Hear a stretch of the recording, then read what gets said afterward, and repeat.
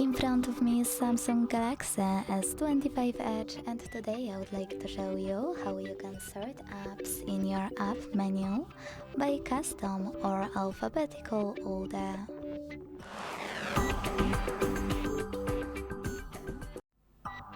Begin by going into your app menu. When you're ready, tap on those three dots at the top right corner of it and select Sort. Now you can tap on Alphabetical Order over here or select Custom. Hold any icon and drag it to a proper place.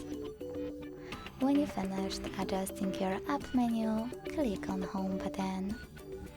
Thanks so much for watching. If you enjoyed this video, don't forget to leave a like, comment and subscribe.